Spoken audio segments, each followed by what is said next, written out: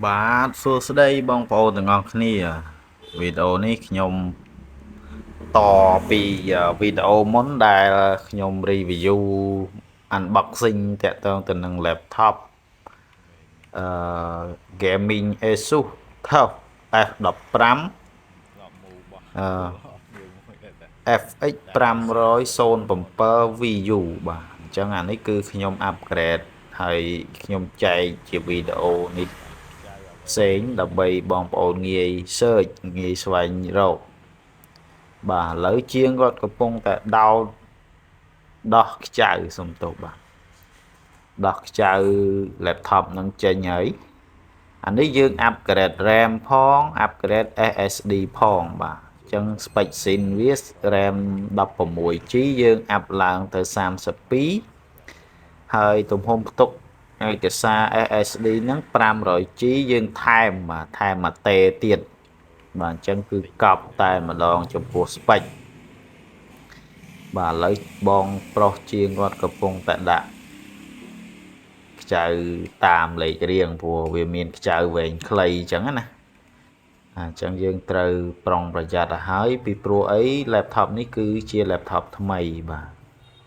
ឥឡូវគាត់ដោះខ្ចៅអស់ហើយអានេះគឺជា SSD ដែលយើងធ្វើការបដូរគឺសាច់លេខសារអឺ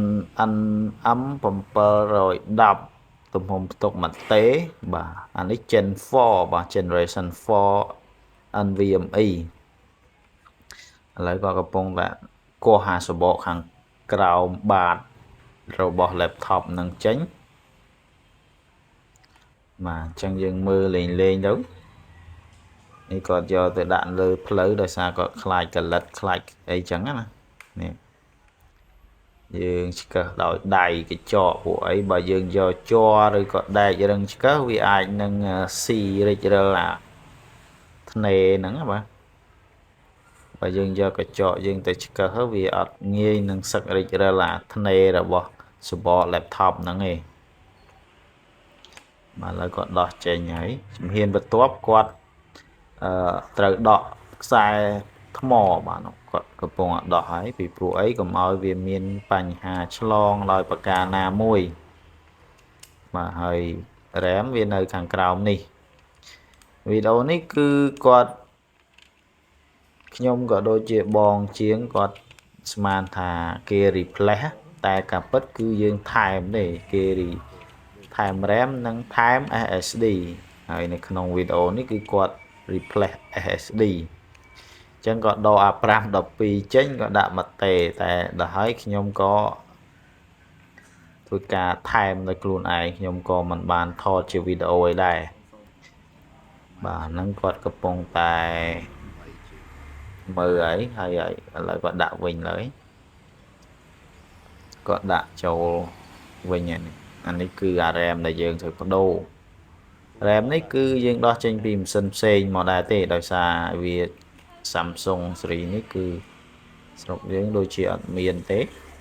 នេះយើងដោះចេញពីម៉ាស៊ីនផ្សេងមកយើងទុកបាទអញ្ចឹង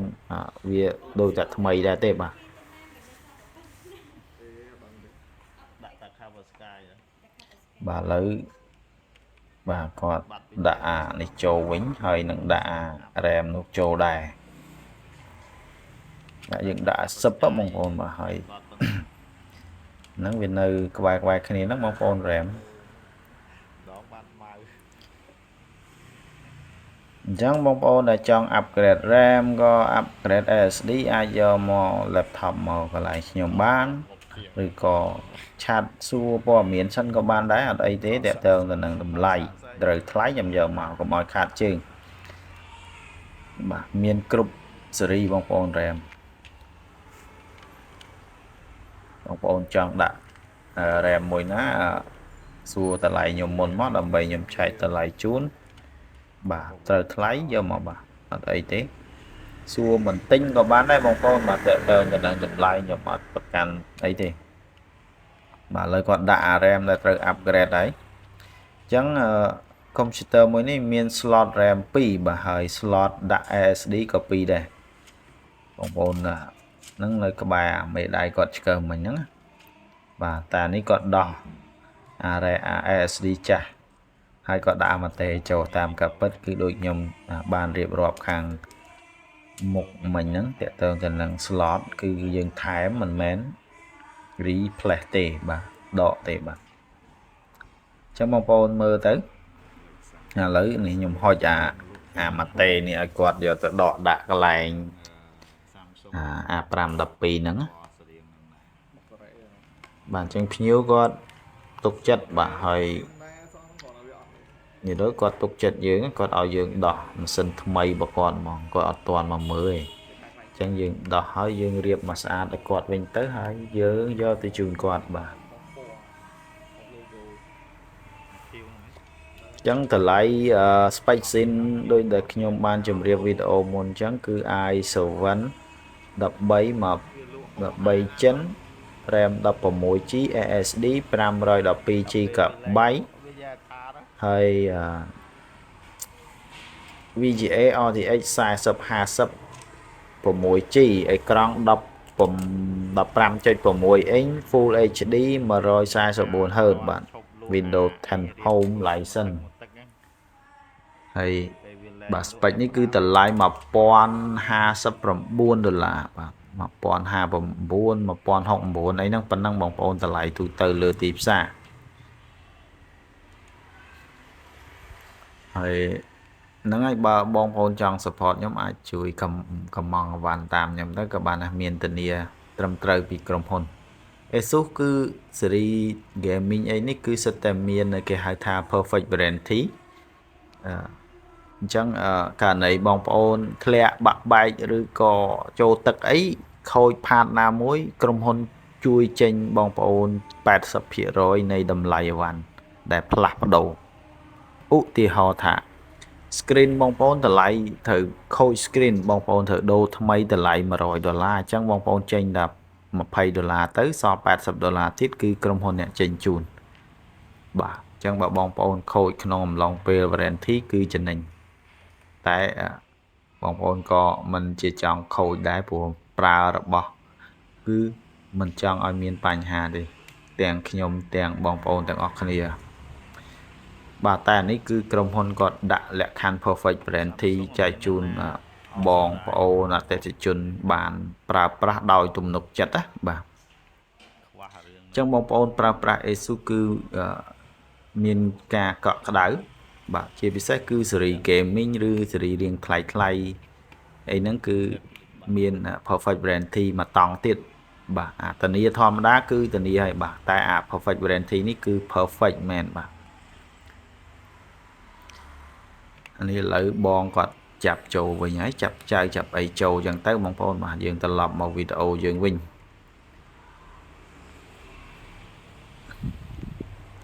តបពីយើងដាក់ហើយយើង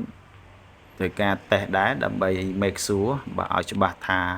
RAM ក៏ដូចជា SSD ដែលយើងបានដាក់ហ្នឹងគឺស្គាល់ជាមួយនឹង computer ដែលយើងបានផ្លាស់ប្ដូរនេះបាទអូខេអញ្ចឹងយើងនឹងទៅមុខទៀតឥឡូវបងគាត់ចាប់អស់ហើយបាទអញ្ចឹងដូចដែលបានប្រាប់មុនហ្នឹងគឺខ្ចៅយើងត្រូវមានការប្រុងប្រយ័ត្នក៏ដូចជាចំណាំបាទពីព្រោះអីខ្ចៅមានវែងមានខ្លីយើងចាប់ឲ្យស្រួលមកហើយដោយមានការប្រុងប្រយ័ត្នពីព្រោះអីម៉ាស៊ីន laptop នេះគឺថ្មីអត់ទាន់បានប្រើទេទាំងគឺភ្ញៀវគាត់ទុកចិត្តបានឲ្យយើងធ្វើការផ្លាស់ប្ដូរក៏ដូចជា upgrade បាទអញ្ចឹងខ្លីៗប៉ុណ្ណឹងបងប្អូន10នាទីជាងលើហើយតើតើទៅនឹងការផ្លាស់ប្ដូរការ upgrade បាទទំហំផ្ទុកក៏ដូចជា RAM អរគុណបងប្អូនសម្រាប់ការតាមដានទស្សនាវីដេអូមួយនេះបាទខ្ញុំសង្ឃឹមថាវាជាប្រយោជន៍ទៅដល់បងប្អូនមួយផ្នែកក្នុងការដែលបងប្អូនស្វែងយល់បន្ថែមជួបខ្ញុំបាទនៅវីដេអូក្រោយមួយទៀតទាក់ទងទៅនឹងបច្ចេកទេសក៏ដូចជា tip មួយចំនួនក៏ដូចជា product ផ្សេងអំពី computer printer អីហ្នឹងបាទខ្ញុំនឹងព្យាយាមផលិតវីដេអូថ្មីចែកជូនបងប្អូនទស្សនាជាចំណេះដឹងផ្សេងបាទអរគុណបាយបាយ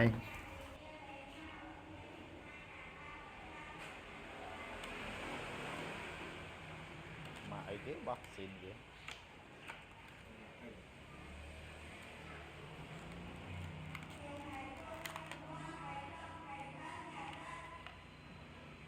thằng nó miếng thằng có Ô Western Western WD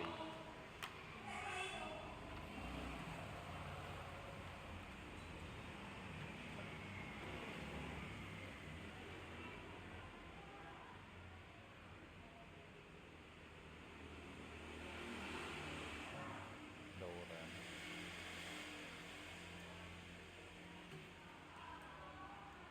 perfect brand khí đặt màឆ្នាំ2 ឆ្នាំអត់ហោះមួយឆ្នាំគេធានាឲ្យមួយឆ្នាំ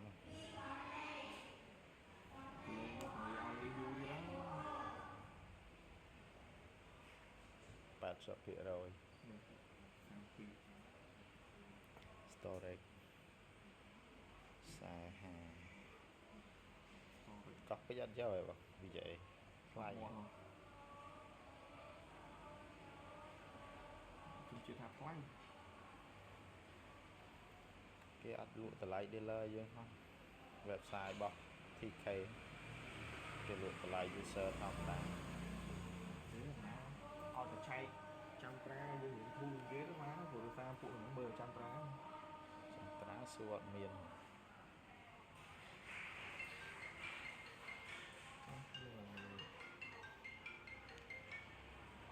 mưa là cái đại trèo đi xuống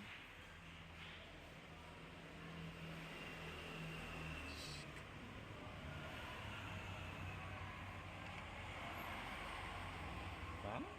mình ấy tiếp hả